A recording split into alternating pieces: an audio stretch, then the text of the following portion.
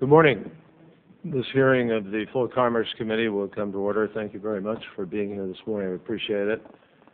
I want to welcome all of our witnesses. I'm grateful to them for taking time to come in and discuss an important topic, certainly important to the fan base of baseball, and indeed I think a lot of sports are interested in sort of what is happening with respect to carriage and access. So I think gives us an opportunity to explore a little bit where we find ourselves today.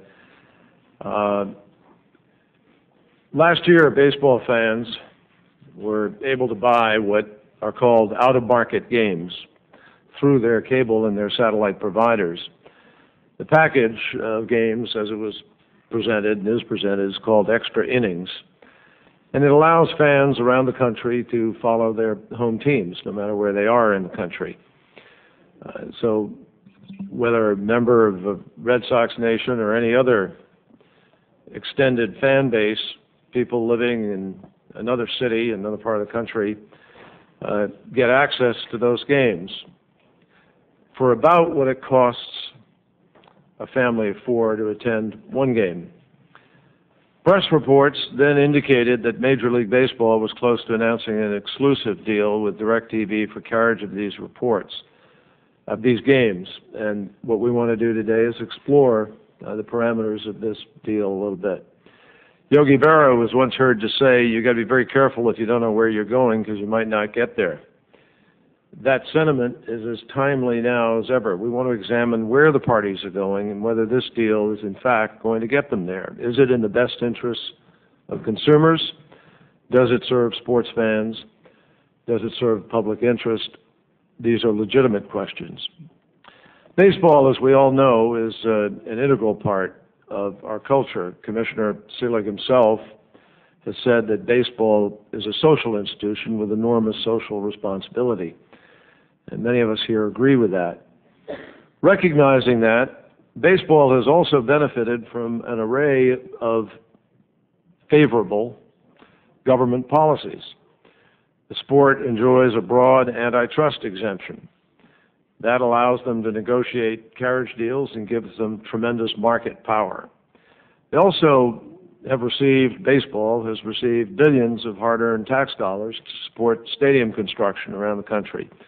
Right now, only a few blocks away from here, the new Washington National Stadium is being built.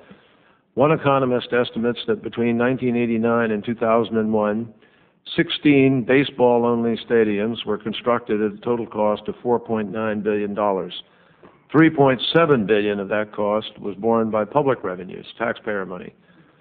We should support baseball, and I happen to personally believe in helping to build stadiums because I think there's an economic return. I believe baseball also, however, ought to serve that public interest. It's fair to expect that they will provide broad access to their games. Last year, it cost a family of four almost $180 to attend on average. Depends, obviously, on parking and some other costs, but on average, about $180 to attend a Major League Baseball game. For a lot of families and for people living on fixed incomes, the cost of attending a game is, in fact, getting tougher and tougher. Nevertheless, there were a record number of fans attending Major League Baseball games last year, a reflection of the passion and commitment to the game and the willingness also to make choices. We're now less than a week away from the baseball season, and over 250,000 people will lose access to their team's games as they have experienced them and enjoyed them in the past. Let me say at the outset, I'm concerned in general about some of the exclusive carriage deals in the sports industry. Obviously, I can understand from an economic point of view how they are good for short-term financial needs or interests of the sports leagues. And they may improve the competitive position of the cable or satellite firms that get those rights. It's not hard to see the business advantages. But we also need to discuss the impact of these business changes on the baseball fans as well. A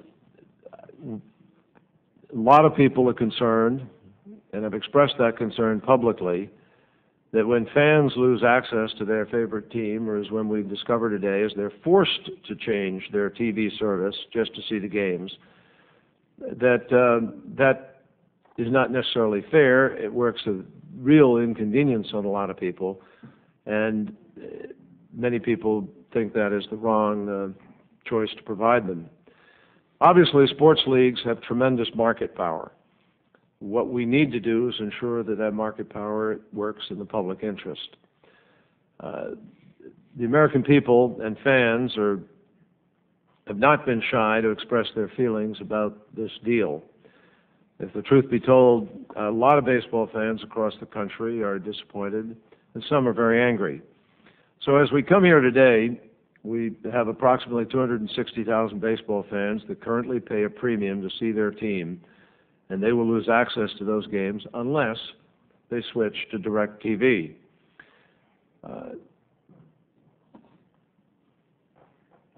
My sense is that people shouldn't have to cancel their current service and switch it in order to be able to gain access to a service they've had or one they want to have now. We've heard from a lot of fans also who don't have the ability to switch to satellite, even if they want to.